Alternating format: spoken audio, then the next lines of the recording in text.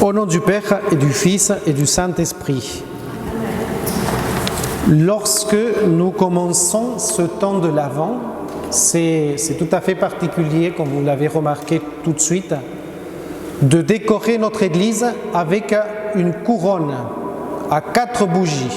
Bon, là, je vous raconte rien de spécial, rien de nouveau, parce que ce sont nos habitudes, c'est une vieille tradition chrétienne, qui nous rappelle par contre une vérité qui est vraiment profonde, que parfois on oublie. Et je voudrais attirer votre attention à ce sujet. C'est en fait que ces 4 bougies, bien sûr, la première chose, c'est ce qui nous rappelle les 4 dimanches qui nous séparent de Noël, bien sûr.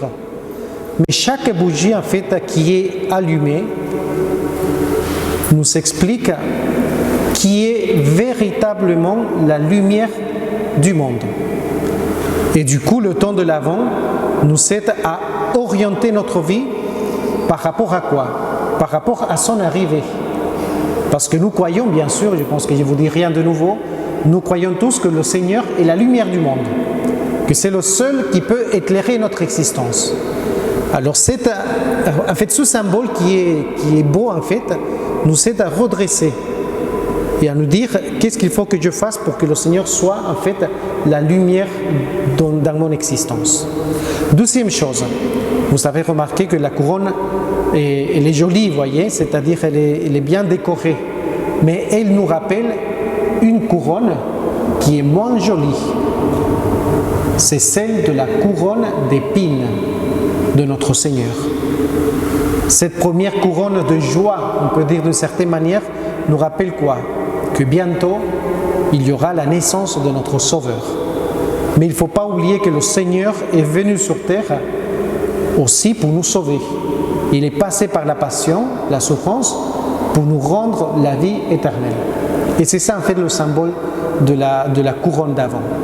Juste une petite parenthèse, parce que je ne savais pas si vous saviez cette belle en fait, symbologie, on va dire en quelque sorte, de cette couronne de l'Avent.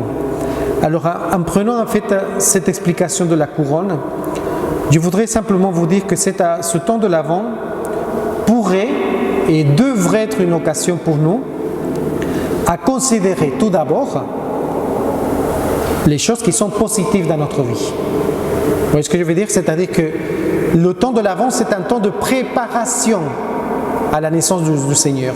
Et du coup, c'est un temps qui est précieux pour que nous aussi, on fasse un effort pour faire mémoire de tous les bienfaits que nous avons reçus du Seigneur. C'est-à-dire, normalement, je ne sais pas si vous le faites, ce serait bien de le faire si vous ne l'avez pas fait, mais c'est bien de faire, par exemple, un examen de conscience et surtout faire des résolutions de l'année, vous voyez? Souvent, on le fait dans cette époque de l'année, souvent au début de chaque année, de dire, bon, voilà, je suis comme ça, j'ai des défauts, j'ai des qualités, il faut que je travaille à quelque chose cette année. Je ne sais pas si vous le faites. Pas trop. Oui, bon, moi j'essaie de le faire. Moi j'essaie. Mais c'est bien d'avoir de bonnes résolutions. Et ce temps de l'Avent nous aide en fait à réfléchir surtout, et je vous rappelle parce que c'est hyper important, commencer toujours en positif. C'est-à-dire, qu'est-ce que j'ai reçu de la part du Seigneur? Que cette année? Qu'est-ce que j'ai eu au niveau familial, au niveau professionnel peut-être, au niveau de mes connaissances, au niveau tout simplement personnel? Qu'est-ce que j'ai reçu? Et du coup, avoir ce réflexe d'avoir une belle vertu qui s'appelle la gratitude. C'est-à-dire apprendre à dire merci. Merci au bon Dieu. Deuxième chose, c'est que, étant donné que je suis capable de dire merci au Seigneur, je dois aussi être dans la capacité de reconnaître que peut-être j'ai négligé à certains aspects de ma vie, spirituelle, humaine, professionnelle, etc. C'est-à-dire que peut-être je n'ai pas réussi à accomplir les bonnes résolutions que j'avais faites l'année dernière ou il y a quelques temps. Et ça nous arrive à tous, c'est-à-dire qu'il n'y a personne dans cette église qui est parfait. Et celui ou celle qui pense qu'il est parfaite, alors vous vous trompez vraiment, et voilà, c'est pas comme ça que ça marche. Il n'y a personne qui est parfait. Sinon, levez-vous la main si vous vous croyez parfaite, parfait. Personne. Et c'est pour cela que, étant donné que nous ne sommes pas parfaits, nous avons besoin de nous remettre en question les défauts ou les choses que nous n'avons pas fait correctement cette année. Et je vous répète, le temps de l'Avent, c'est un temps précieux. J'utiliserai un premier verbe pour vous dire, il faut du coup recommencer. Commencer de zéro, de dire, bon, qu'est-ce qu'il faut que je fasse pour ma vie? Recommencer, me reposer des questions, savoir qu'est-ce qu'il faut que je fasse, comment évoluer dans ma vie spirituelle, comment parvenir à cette lumière qui est le Christ. Le deuxième verbe, ou expression plutôt, c'est ce que nous avons entendu dans l'évangile d'aujourd'hui. C'est ce que nous dit le Seigneur. Restez et veillez et priez en tout temps. Parce qu'on ne sait pas le jour où le Seigneur viendra.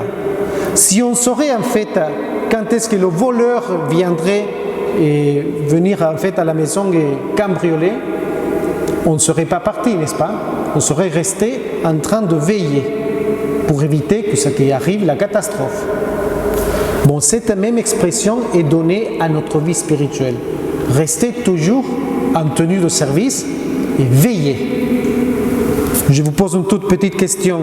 Le jour, alors c'est vrai qu'on n'a pas beaucoup pensé au jour où nous allons partir de cette terre, non?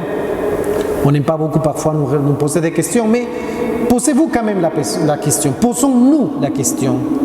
Comment vous voudriez, à cette heure exacte, aujourd'hui c'est quel jour? 27. On est à 11h30, ça veut dire que l'homélie est déjà très longue. C'est pas grave, je vais m'arrêter bientôt. Mais mettons-vous qu'aujourd'hui, à cette heure exacte, le Seigneur nous appelle. Est-ce que nous avons les mains vides ou les mains pleines de bonnes actions? Qu'est-ce que nous voulons offrir au Seigneur et quel est l'héritage que nous voulons laisser sur terre à aujourd'hui? Restez veillés en tenue de service. Voyez pourquoi le temps de l'Avent, c'est un temps d'attente, bien sûr, mais une occasion à s'ouvrir à la grâce de Dieu, pour accueillir le bon Dieu de tout cœur. Ainsi nous ferons sortir, je pense, de cette manière-là, en fin de compte, c'est faire sortir, chers frères et sœurs, la meilleure version de nous-mêmes. La meilleure version. C'est-à-dire que chaque fois, on peut s'améliorer. Et ce temps de l'Avent est précieux, vraiment précieux, et je vous encourage à vraiment approfondir sur la naissance du Sauveur et sur tout ce que le Seigneur nous a donné et appris. Alors que le temps de l'Avent nous aide à aller toujours dans cette même direction et que ces 4 bougies de l'Avent nous aident à réfléchir à qui est vraiment la lumière du monde. Au nom du Père, et du Fils et du Saint-Esprit.